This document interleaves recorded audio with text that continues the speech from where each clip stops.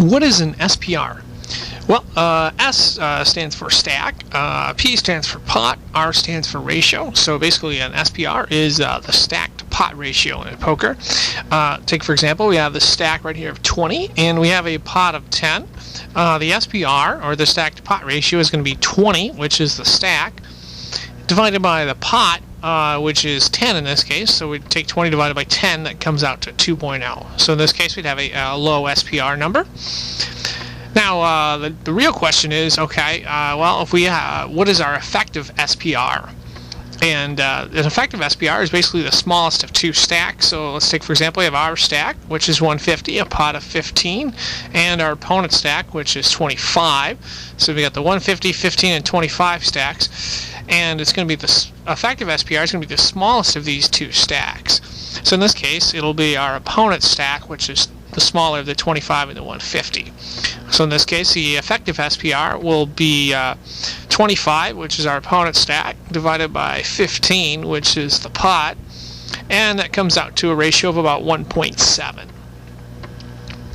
Now, there's large SPRs and small SPRs. First, we'll take a look at large SPRs, or stack to pot ratios. Here we have our stack 150 again, a pot of 15, and an opponent's stack of 150. In this case, the SPR will be 150, which is the smallest of the two stacks, divided by 15, which comes out to be about 10. Now, large SPRs typically favor hands with implied odds on them, such as, okay, we have ace deuce at clubs that can make a nut flush here, so on this board we get a nut flush. Another example of a hand that might be favored in large SPR would be, let's say, queen jack suited. Okay, maybe not necessarily for flushes, but for the nut straight, it would be a very good hand.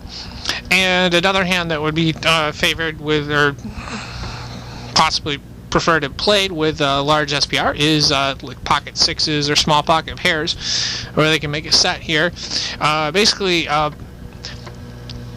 with large SPRs, you're looking for hands that you can put a lot of money in after the flop into a small pot and not having to worry about reverse implied odds, which we'll take a look at a little bit later here. Now, on the flip side, there's small SPRs. And in this case, we have a stack of 20, pot of 10. Okay, SPR is 20 divided by 10, which comes out to about 2.0. And with small SPRs, you're not really worried about reverse implied odds. It doesn't mean you can't lose or lose money, you just can't lose a lot of chips or a ton of chips for a small pot. You're not worried about the reverse implied odds. Let's say, for example, you have an overpair, pocket queens, and the board is 9, 8, 9. Well, somebody could have a 9, somebody could have pocket 8s, pocket 9s, or have you beat with an overpair, but you're not worried about reverse implied odds of making a bad decision. You're still going to lose $20 you have, but that's the most you can lose. You're not going to, worry about losing $100 for a $10 pot or something like that. On the other hand, you could have other top pair hands. Let's say we have king queen and the board is queen 5-4.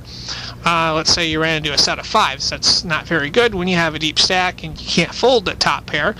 Even if you can fold it, you're going to lose a decent amount of chips. With a small SPR, you're not really worried about that.